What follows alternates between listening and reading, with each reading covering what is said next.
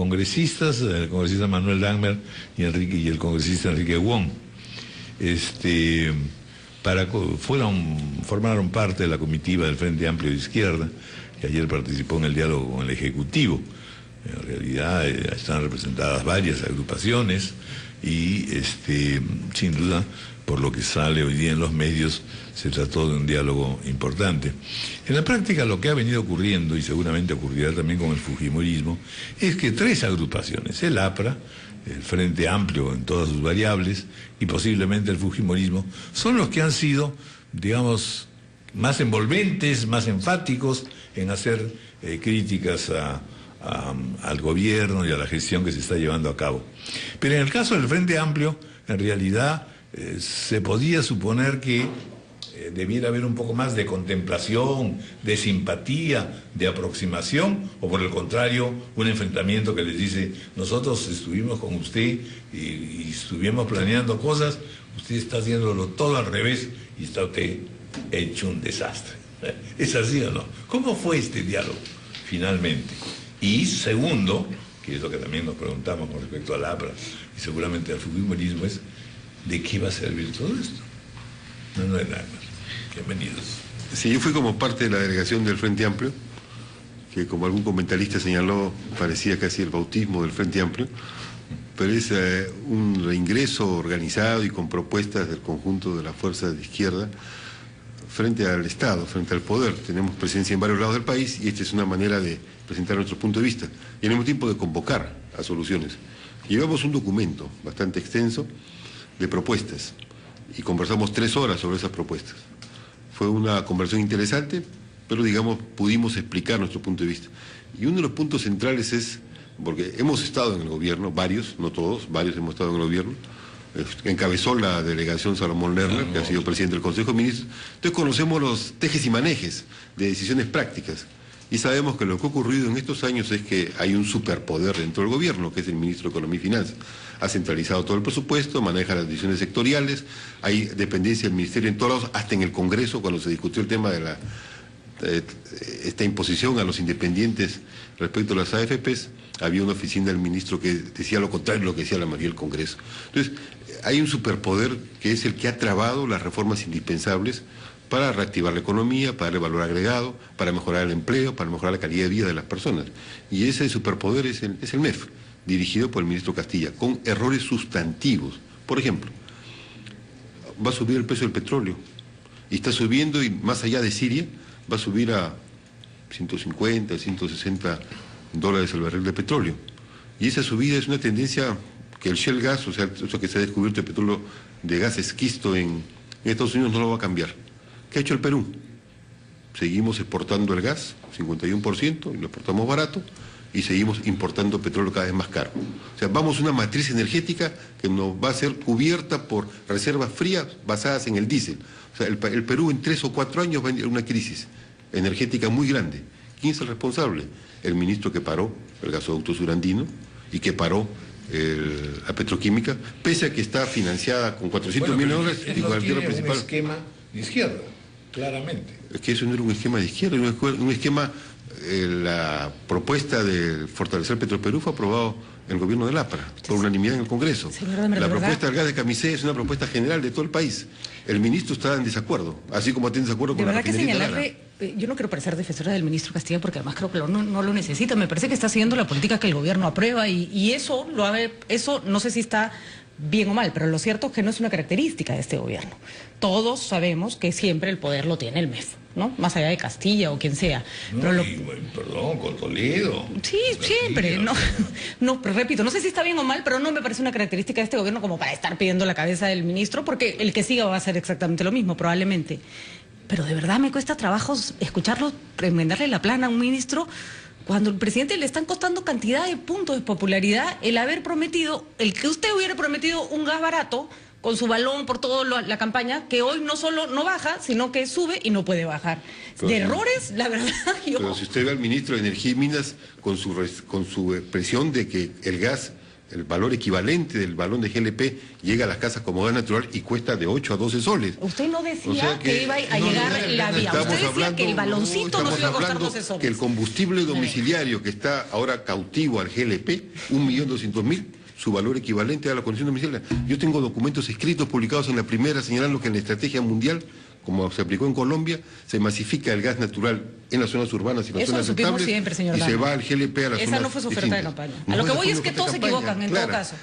O dígame, ¿acaso por qué no se hace la masificación del gas natural? ¿Por qué no hay 1 millón de usuarios domiciliarios en Lima? Porque el ministro de Economía impide que haya lo que pidió Sinermin, simplemente un fondo de 250 millones de soles que se autofinancia solo con la crecida de los usuarios. ¿Por qué no hay el gas de camisea para todo el Perú y lo seguimos exportando? Porque el ministro impide que haya 400 millones de dólares para Petroperú que convoque a las posibilidades de la petroquímica. Pensar que otro ministro lo haría distinto. Si este ministro hace lo que el presidente le ha pedido. Lo manda la ley, tiene que cumplir lo que manda la ley. El ministro no cumple lo propio que manda la ley.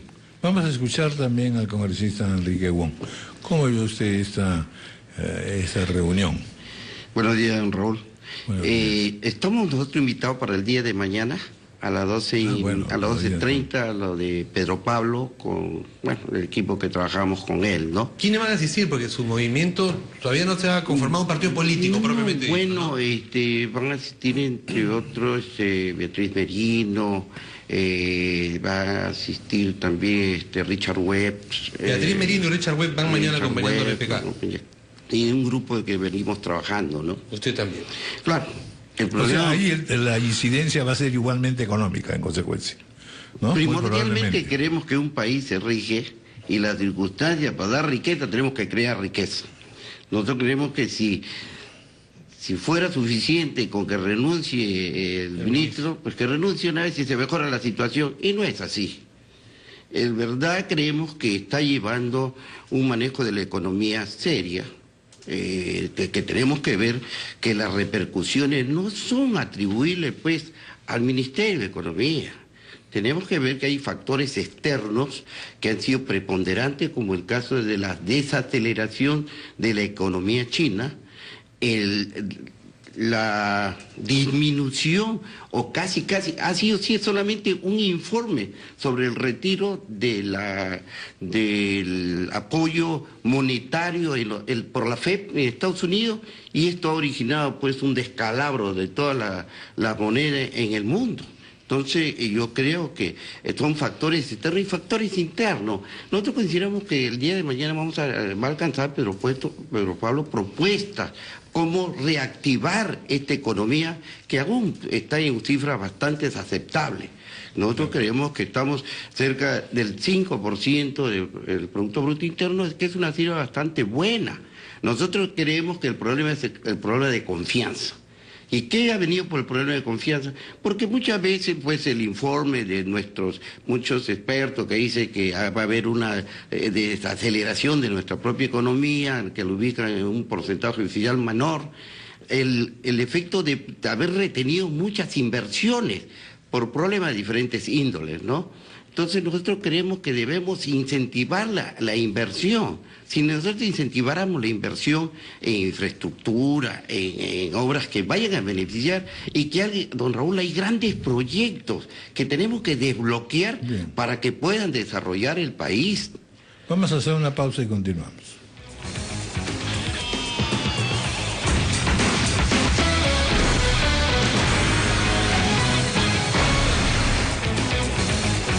Bien, continuamos conversando con los congresistas Manuel Dagmer y Enrique Wong.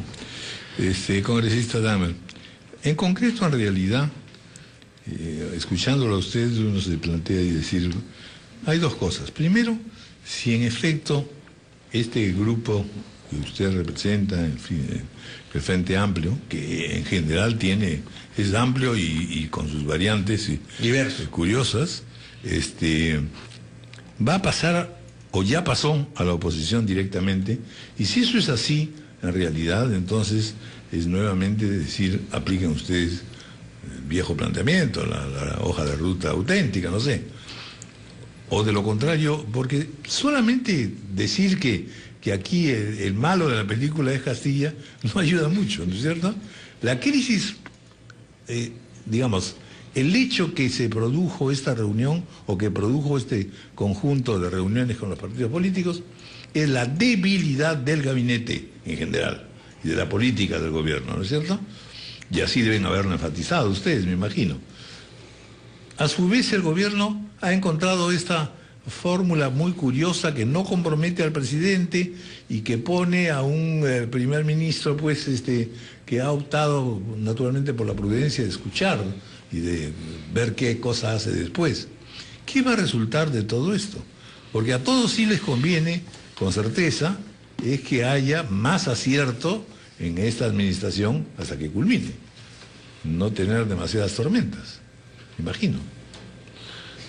En el Frente Amplio hemos conversado con el presidente del Consejo de Ministros durante 3 horas y hemos tocado un conjunto de temas, no solamente el tema de la economía. Hemos tocado los temas de la seguridad ciudadana, hemos tocado los temas del empleo, hemos tocado los temas de la agricultura, hemos tocado el tema de la infraestructura, de la malla infraestructural general en el país, de la descentralización, un conjunto de temas de políticas públicas indispensables. Ya, pero en todo eso y ponían una calificación, ¿o no? Sí, poníamos una calificación. ¿Todo iba mal? No, hay cosas que son positivas, hay cosas que son avances, hay cosas que recogen exigencias de la población, pero señalábamos que estamos en una circunstancia muy particular en el país. Hace varios años era evidente que cuando se reactive Estados Unidos iba a elevar la tasa de interés y el dinero que había en nuestras costas se iba a ir para allá. El ministro Carranza, el exministro Carranza, ¿cuál es su crítica que le hace a quien gobierna actualmente el gabinete y casi el país? De que se dedicó a guardar el dinero y no a invertirlo, a tener superávit fiscal. El ministro de Economía ha sido el ministro del superávit, en un momento en el cual con 400 millones de dólares se sacaba, no solamente con ese dinero, pero se empezaba a convocar al capital privado para el gasoducto. O en el caso del café. ¿Por qué había el problema del café? Porque se demoraron en dar el dinero, porque hay un desinterés en apoyar las cooperativas cafetaleras. Entonces viene la roya y no les interesa resolver. ¿Por qué no hay para la micro y pequeña empresa un crédito en el Banco de la Nación? Porque no hay interés. Porque el ministro está en desacuerdo con que el Banco de la Nación dé créditos a la micro y pequeña empresa, que lo hacen, y México acaba de hacer un pacto por México en todos los partidos con el apoyo del Fondo Monetario para dar dinero para ese sector, que en el caso del Perú es fundamental. Entonces, hay un impasse actualmente en el conjunto del país derivado de esas políticas equivocadas frente a la crisis mundial y equivocadas frente a lo que el Perú requiere. Nosotros como oposición, estamos claramente en la oposición, tenemos una alternativa diferente a la del gobierno, planteamos la necesidad de que se haga una reforma política sustantiva, que se reactive la economía nacional, que se atienda a las demandas de la descentralización del conjunto de los grandes proyectos que articulan las regiones, que se mejore el empleo. Ayer escuchamos a la ministra, por ejemplo, decir que debía ponerse el acento en el empleo, pero lo que ha hecho el ministro Castilla ha sido generalizar los regímenes temporales sin derechos. Ahora el 98% de los peruanos estamos en regímenes temporales sin derechos. Las MIPES se han convertido en el régimen temporal hasta la mediana empresa. Entonces, esas circunstancias son las que nos llevan a decir que el gobierno debería tomar precaución y evitar una crisis mayor en el país. Como lo plantea Raúl, y como también lo recogen también algunos medios, dice que parecía un pliego de reclamo lo que habían planteado ustedes ayer en esta reunión, pero lo que deduzco de no, pliego de reclamo no, son propuestas políticas públicas. Exactamente, es retomar el programa de la gran transformación y dejar de lado la política que con sus más y sus menos nos ha permitido colocarnos todavía como uno de los pocos países en la región y en el mundo que registran crecimiento económico. Quieren un cambio radical de política económica y retomar además otros programas contenidos, porque de ahí provienen precisamente los integrantes del Frente Amplio, los que elaboraron este proyecto de la gran transformación. Cuando el país eligió al presidente Humala, estaba en crisis el modelo neoliberal, o sea, dedicarnos a exportar piedras. ¿Quién vino a la CADE de ese año? Michel Porter. ¿Qué dijo Michel Porter? El Perú debe dejar de exportar piedras y tener valor agregado. ¿Qué ha hecho el ministro estos 2 años para que el Perú tenga valor agregado? Nada. ¿Cuál es su oferta para los próximos años? 7 proyectos mineros. Y después el resto va a funcionar en torno a la demanda minera. Ese país es un país que nos sirve, es un país que nos lleva directamente a estrellarnos. Nosotros planteamos un país con diversificación productiva, con desarrollo de los diversos sectores. Pero con una y no solamente nosotros. Mucho más importante del Estado. Creemos que el Estado, junto con el sector privado, tiene que participar. No negamos la presencia del sector privado, pero, por ejemplo, es clarísimo que si el proyecto de Camisea, que ya hay 400 millones de dólares asignados por ley, y hay una garantía principal que pagamos todos los peruanos, con eso pueden ya tener los estudios para hacer las obras y pueden convocar a la Asociación Privada Internacional, que vendría corriendo para hacer una petroquímica en el Pacífico, en vez de lo que está ocurriendo ahora, que el gas se sigue exportando y que ahora vienen unos señores a decir que lo fundamental del sur es que no haya gas ni petroquímica, sino que vaya hacia el norte de Chile. Una pregunta, señor Admer. ¿De verdad ustedes confían en que un cambio de ministro de Economía va a hacer que cambie esta política adoptada por el gobierno? ¿Creen que el señor Humala está capturado por el ministro actual y que, no sé, me parece interesante escuchar de pronto qué ministro les parece a ustedes que podría hacer cambiar al señor Humala la ruta que ha tomado, que no es precisamente la que ustedes impulsaban, que ¿no? tomen la recta vía.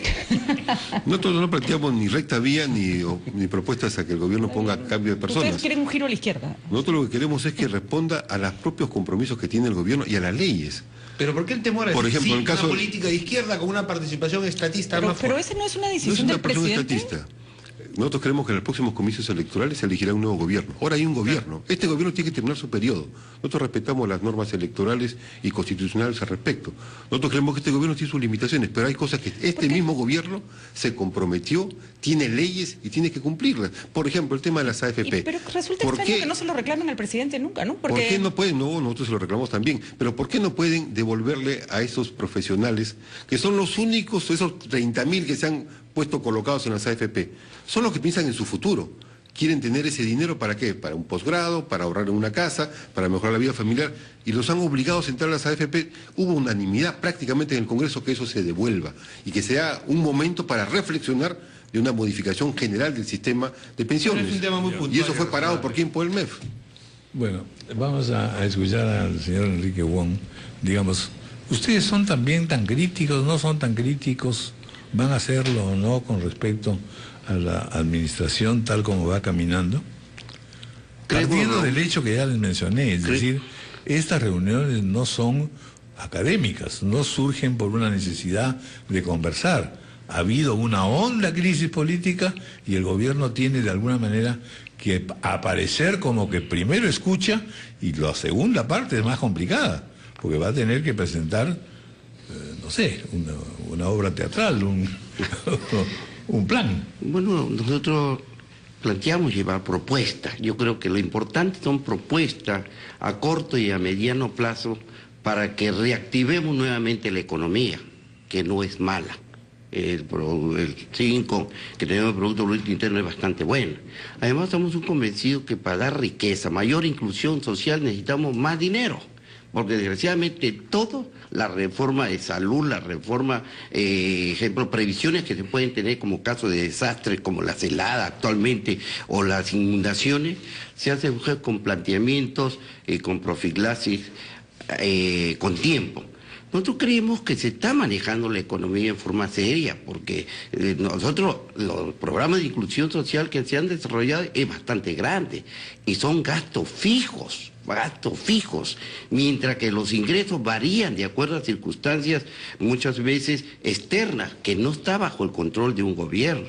Entonces nosotros tenemos que buscar la forma como dentro de el medio interno poder desarrollar. Pero nosotros creemos que debemos desbloquear estos proyectos de inversión público-privada, que son cerca de 18.000 a 20.000. Imagínense, don Raúl, la cantidad de puestos de trabajo que vamos a crear con estos proyectos, que está dentro es decir, hay ciertas indefiniciones sobre el gasoducto del sur.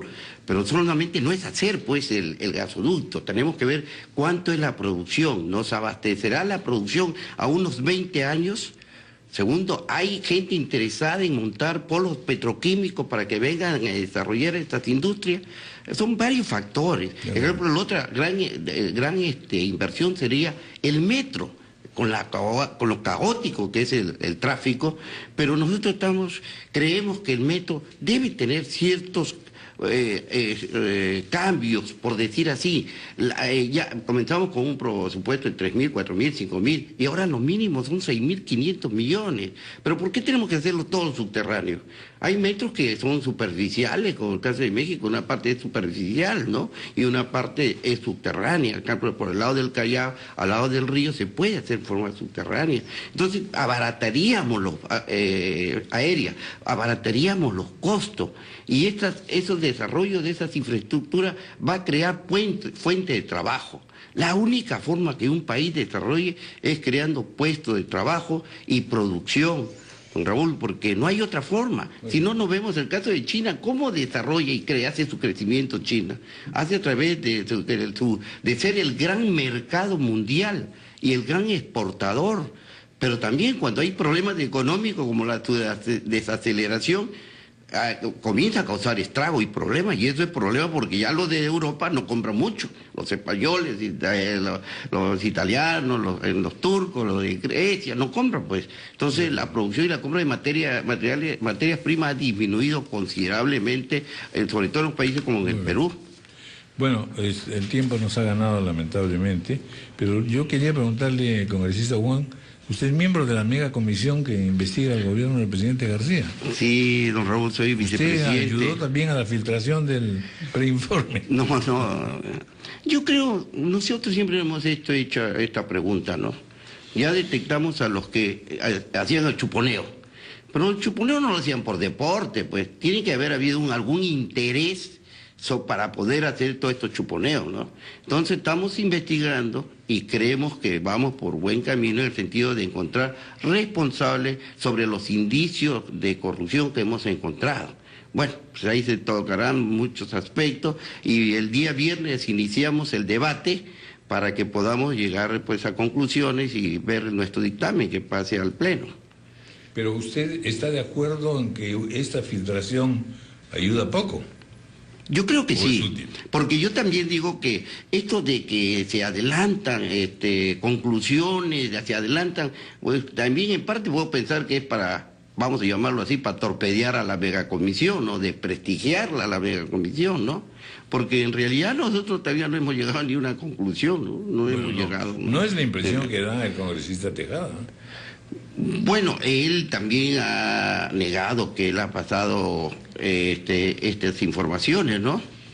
Y yo hemos trabajado en esta megacomisión, bueno, tenemos que... ¿Quién filtra? ¿Quién filtra? ¿Ah? ¿Quién filtra, no? Muy bien, gracias. Bueno, por lo menos a mí no me miren, porque nosotros... Gracias, congresista Enrique Bon. A mí que me de la conversación con Manuel Dahmer me ha quedado una intriga por el planteamiento que hizo, que venía un poco de la pregunta de Patricia, ¿no es cierto? No pueden favorecer que se realice el programa de acción de ustedes. Desearían, sin embargo, que el gobierno, supongo, mejore en algo para ustedes sí en plenitud desarrollar este amplio programa socialista, estatista, etcétera. Bueno, nuestro programa... ¿Qué pasaría si el señor Humala dice, perdónenme, me arrepiento, me he equivocado, que se vaya a Castilla, que venga nuevamente Xiomi y vamos para allá? Nuestro programa se quedarían sin banderas. No es socialista, estatista en primer lugar. Le voy a mandar todos los documentos. Nuestro programa es un programa de acuerdo de la nación para desarrollarse democráticamente con la pluralidad de formas de propiedad y formas empresariales. Ciertamente con un rol determinado del Estado, que lo tienen todos los países del mundo y que aquí se ha convertido en una especie de casi el demonio. O sea, satánico. Aquí las empresas estatales que hay son todas extranjeras y las nacionales prácticamente se les quiere liquidar y se les está liquidando. Nosotros sí defendemos a las empresas estatales, pero asociadas con el sector privado en un conjunto de iniciativas, por ejemplo, nuevamente el gasoducto, la petroquímica, los puertos, el Banco de la Nación, el Banco Agrario, todos tienen que funcionar, no pueden estar paralizados, sin directorios, detenidos como están actualmente. Nosotros sostenemos que el Perú tiene problemas que son comunes a todos los peruanos. El gobierno tiene su responsabilidad, tiene sus actividades, y la oposición y las fuerzas populares y sociales tenemos también nuestros puntos de vista. Por eso es que somos convencidos que el diálogo es un diálogo sobre temas del país. Hay programas que son diferentes, hay propuestas que son distintas. El Frente Amplio tiene sus propias propuestas. Para la nueva constitución no planteamos que este gobierno haga una nueva constitución. Tenemos que debe hacerse una nueva constitución, pero no este gobierno. Está también el señor Santos de la región, presidente de la región de Cajamarca, con aspiraciones presidenciales dentro de lo que ahora se denomina la izquierda. Usted hablaba de que no podemos seguir exportando piedras, por supuesto, acá hay valor agregado, pero el señor Santos va más allá y su grupo va más allá y dice ya no más minería en el Perú. ¿Comparten esa posición usted? Pregúntele al señor Santos, pero lo que nosotros hemos planteado, lo que hemos planteado está en el documento aprobado por todos, puede ver ahí, nosotros creemos que tiene que haber una minería sustentable, tiene que haber una nueva minería que respete el medio ambiente y que al mismo tiempo permita su desarrollo y su valor agregado. Pero me permite su pregunta justamente referir a lo siguiente. El Frente Amplio se plantea una nueva forma de hacer política. Nosotros creemos que tiene que haber la existencia de un militante y un voto. Los partidos no pueden ser como son ahora, 16 partidos que son membretes en el Congreso. Tiene que haber comités fundacionales a nivel provincial que sean los verdaderos dueños de los partidos. Y esa es la base de inscripción. Planteamos que hay una reinscripción de los partidos, pero con comités de verdad, no con firmas que nadie sabe abrir. Hay 5 millones de firmas y no existen comités en casi ninguna parte del país. Hay que reactivar el sistema político de base democrática. Ese es nuestro compromiso. Bueno, pues muchas gracias a Manuel Langmer y al señor Enrique Wong. Gracias. 9:23 de la mañana, vamos a hacer una pausa.